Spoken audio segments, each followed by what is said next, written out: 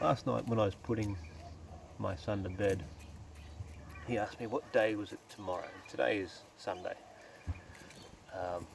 Normally on a Sunday I like to go and do a bit of duck hunting, so to speak, chop a duck. Something that we'll eat in a few days' time, because I like to let them rest for a few days as well. And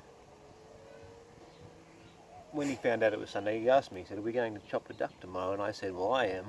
And I said, "You can come too, if you're up early enough and you get ready and you're ready to go and I'm ready to go, because I like to do it first thing in the morning, as soon as before the sun comes up, get it done early."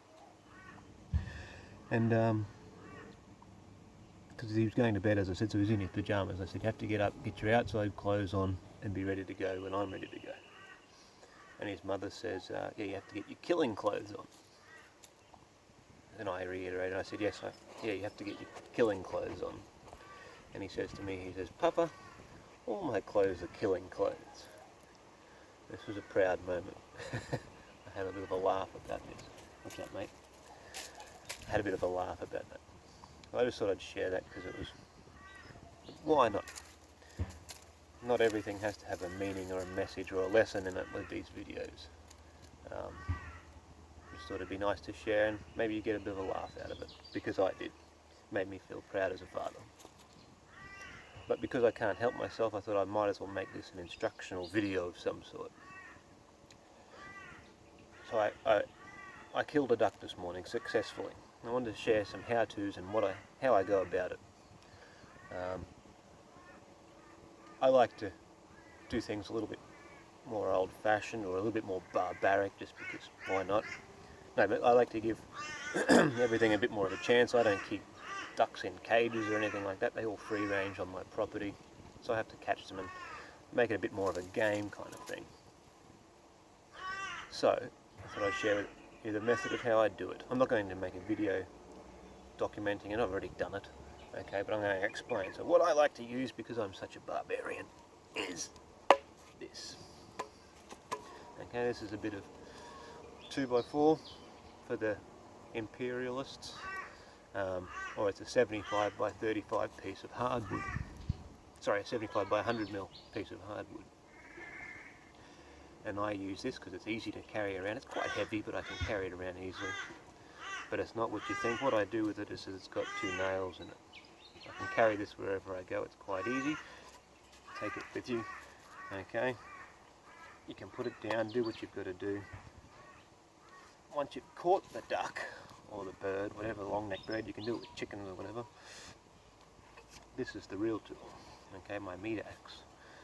So what you do is once you've caught it, you only need to hold it with one hand. I put it down in between my legs, so it's resting on the ground. Okay, it can also be leaning against a tree or something like that. It's no big deal, as long as it's somewhere solid. Okay, and I'm holding the duck or whatever by the feet, and then you lay it down so its neck goes between the 2 nails, and its head is on this side. Okay, and just the jam of its head is enough to keep it in place, but also the feathers lock it in place here. So I can be resting this down, let's say it's on the ground, and I pull on the legs, not too hard, doesn't have to be hard, just enough so that I know the head's not going to come free. So I can pull on that, and at this point my axe is still in my belt if I'm by myself. Okay, so I can be resting it, holding it in place, pull the axe out and chop, very, very simply.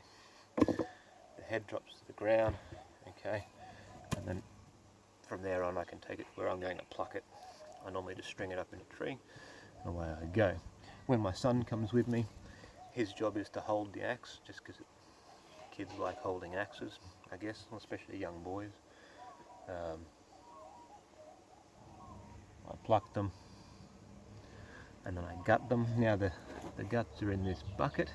Now this includes the intestines. I know some people really like to eat the intestines, raw especially, but I generally offer them to the crows or to the predators or something. I go and put it far out in my paddock or down in the bush somewhere, maybe to attract foxes or something like that. Keeps them away from the things that I like to eat, like the good parts of the animal. I eat the heart and the liver pretty well fresh after I've killed the animal, because fresh is best for those parts, and then the rest rests for days. Okay, so I'm going to go and take these bits out to the paddock for the crows, so they don't come and go after my baby chickens. I'd rather keep my baby chickens for eggs. What else? I feed the feet to my dogs. They like the feet, and I give them the gizzards usually too. So gizzards, feet. Oh, the head. Yeah, that's something I've got to do next. Generally, I like to bury the head, just as a little out of respect for the animal. Some people like to eat brains. It's not really worth it, and it's not, as far as I'm concerned. But some people probably hate me for that. Some people probably think I'm normal. Some people think I don't know what. But yeah, I generally bury them and plant a tree on it, or a little bush, whatever. But sometimes I just let the crows have that too.